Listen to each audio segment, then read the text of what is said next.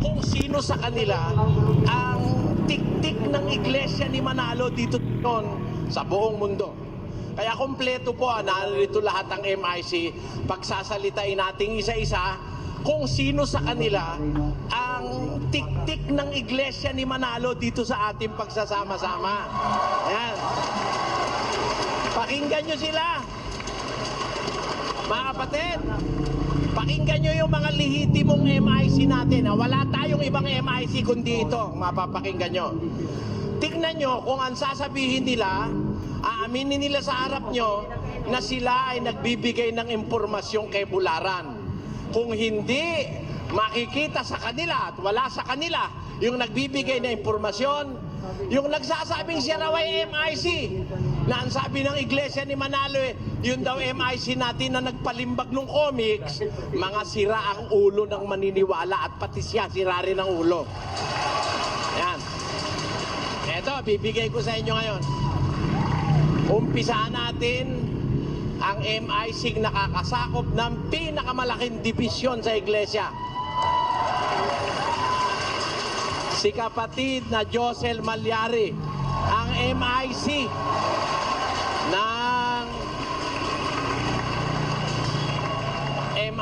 ng Metro Manila at pinakamalaki sa lahat ng dibisyon sa buong mundo. Pakinggan nyo si kapatid na Josel. Baka naman siya ang nagbibigay ng impormasyon kay Bularan.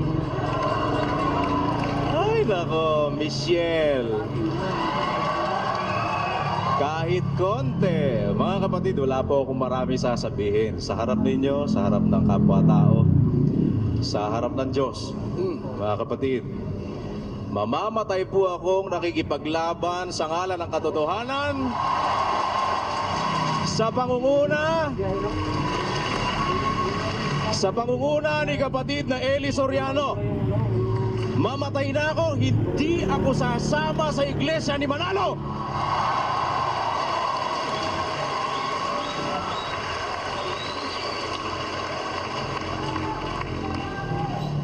Siguro mga ano na lang po yan, mga desperadong mga attempt na lang po nila yan. Pero tayo, ang alam natin, hindi po tayo desperado. Pangako po sa Diyos, mga kapatid, basta, bibitawan ko po sa inyo yon sa harap ng Diyos, sa harap ng kapatiran at sa lahat ng tao, buong mundo na nakikinig sa internet ngayon. Mamamatay po ako sa panig ng katotohanan sa pangunguna ni Brother Eli Soriano.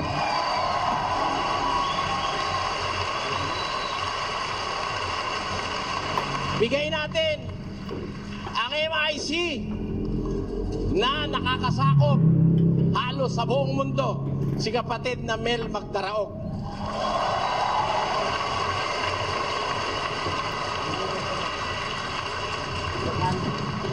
Magandang gabi po.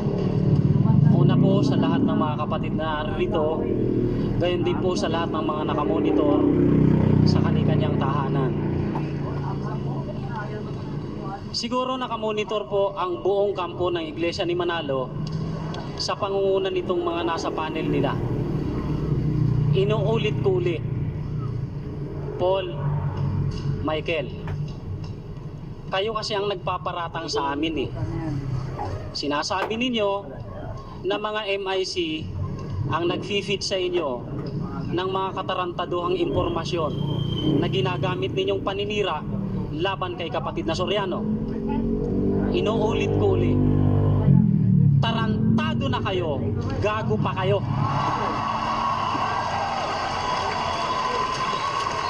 Sinasabi ko sa inyo kasi napakalaking kasinungalingan yan, mga kapatid. At sa tulong po ng Diyos, mga kapatid, sana dito na po ako mamatay, kung mamamatay man po ako, sa tulong ng Diyos. Sa pagsasama-sama nating ito na pinangungunahan ni kapatid na Eli at ni kapatid na Daniel, na idinadawit nitong mga iglesia ni Manalo na to sa kanilang mga katarantaduhan, sa paniniraan nila, Si kapatid na Daniel kasi mga kapatid, idinadawit nila sa kanilang mga paninira. May ipiniplay silang boses ni kapatid na Daniel. Si kapatid na Daniel Rason. Sana sport lang ang laban. Huwag kayong bumaba sa ganung klase ng... Huwag niyong isali yung hindi kasali sa laban, ano? Yung mo, reserba yan. Yung hindi pa po namin ipinakikita sa ere. Huwag niyong idawit muna. Takot talaga kayo ano? Kung kayo talagang tapat sa laban, lumaban kayo ng ayon sa itinatadhana ng banal na kasulatan. Paul Guevara, Michael Sandoval, Ramil Parva, Maximo Bularan, at saka Rene Panoncillo. Kung talagang kayo may tapang na taglay ayon sa Biblia, kahit sino sa inyo hinihintay ni kapatid na Soriano sa laban sa telebisyon. Yabang lang ninyo. Alam nyo kasi, mga kababayan, puro kayabangan itong taglay nitong mga ministro ng Iglesia ni Manalo. Pagbibintangan nyo kami, sino sa kasama kong MIC ang tumatawag sa inyo, ang nagpipit sa inyo ng katarantaduhang impormasyon? Ba't hindi nyo masabi? O ako, Paul, sige nga, sabihin mo. Ako. Ba't hindi kayo magsalita kung sino, anong pangalan ng kasama naming MIC na sinasabi ninyong nagsasalita ng kasiraan sa binyo? Kasiraan daw ni kapatid na Soriano. Ay naku, malaking katarantaduhan yan. Tandaan po ninyo, kagaya ng sinasabi ni kapatid na Soriano, kung yung iglesia ni Manalo na yan ninyo, ang natitira na lang isang iglesia sa mundo, hindi baling hindi na ako mag-iglesia kaysa sumama sa inyo. Yun lang po mga kapatid, salamat po. Salamat kapatid namin. Tawagin naman natin ang MIC ng Cavite, Rizal Region, si kapatid na Roland Ocampo.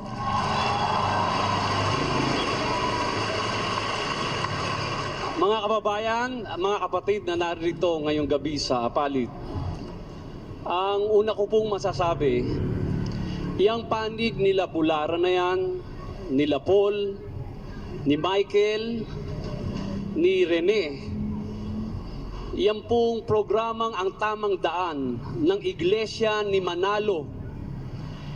Wala na pong karangalan niya kahit kapiraso, mga kapatid, mga kababayan. Bakit, mga kapatid, mga kababayan? Kasi yung mismong puno nila na si Eranio Manalo, ang sabi niya sa lahat ng kanyang ministro, mga manlulupig, mga nagdaraya sa mga report, kasama ho si Eddie Boy Manalo ron. Si Eduardo Manalo, napapalit kay Eranio Manalo. Bakit? Kasi manggagawa din si Eduardo Manalo Kaya nang sabihin ng tatay niya, lahat ay manlulupig, kasama si Eduardo Manalo na manlulupig. Tama mga kapatid? Tama mga kapatid? Dahil kung hindi pala manggagawa si Eduardo Manalo at siya ang papalit kay Eranio Manalo, papaano mangyayari ang papalit hindi manggagawa? Pero granting na manggagawa, anong klaseng mga manggagawa yan mga kapatid?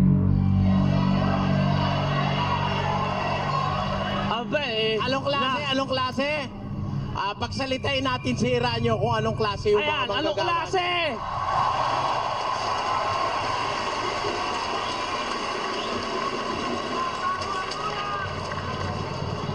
Tanungin natin si Eranio Manalo kung anong klase mga manggagawa meron siya. Gusto nyo pagsalitain natin si Manalo, mga kapatid? Nakikinig ba kayo? I hope nakikinig kayo sa buong mundo. Eto, pakinggan nyo ang sabi ni Manalo tungkol sa mga manggagawa niya.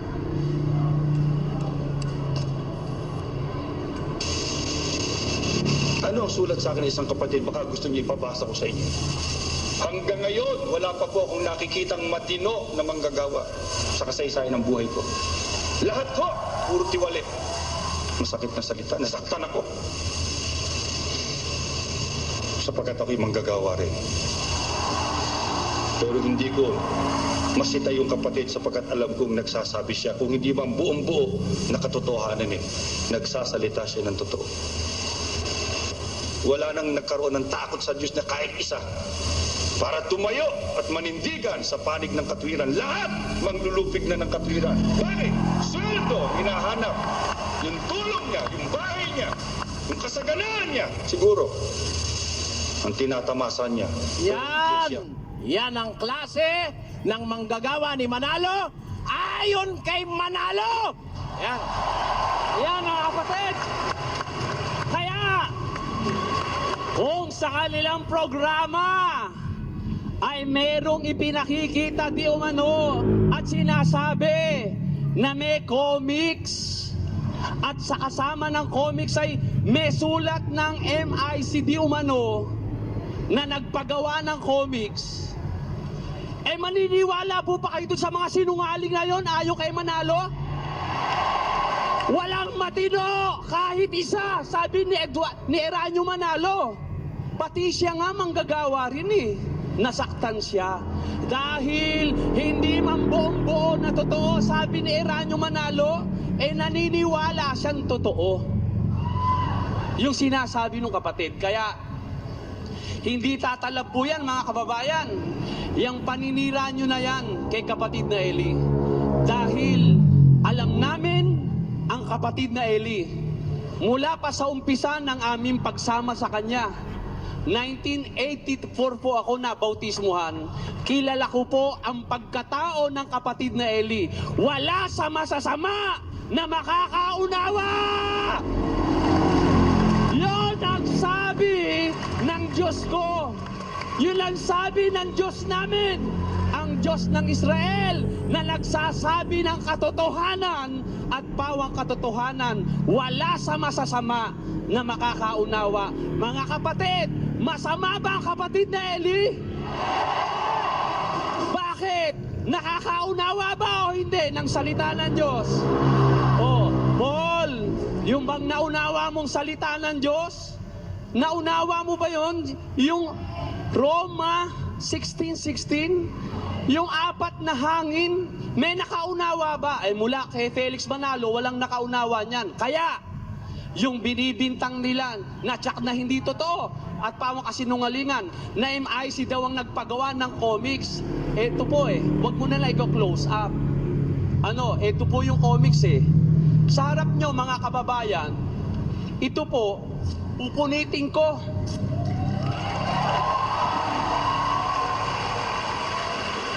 Hindi ko bibili ng 10 piso to. Napakasama sa paningin ng Diyos na ang konting sentimo na manggagaling sa karangalan at pagpapagal nyo ay gastusin nyo sa buong-buong kasinungalingan nito na comics. Kaya, ito po mga kababayan sinasabi ko. Kasi, pagka po sa halimbawa sa amin, sa mga MIC, may napatay, baka sabihin nila, pinatayin natin para wala na silang testigo na MIC. Ngayon po, kung ako'y mamamatay mga kapatid, mga kababayan, hindi po ang papatay sa akin ay ang mga kapatid sa panig ni kapatid na Eliseo Soriano. Tandaan nyo yan.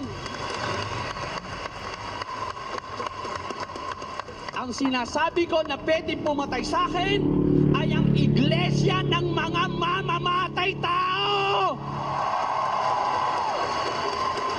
Kaya, inuunahan ko na po mga kababayan, baka kasi patayin ang isa sa amin at sabihin pinatay na nila ang kanilang testigo na laban dito. Kaya nga magsasalita na ngayon para Yan po. sabihin nilang, baka sabihin nila, isa sa inyo, testigo nila, pagsalitain natin. Ayan lahat po. sila, kapatid. Kaya po, narito po ang aking mga kasama para magsalita po at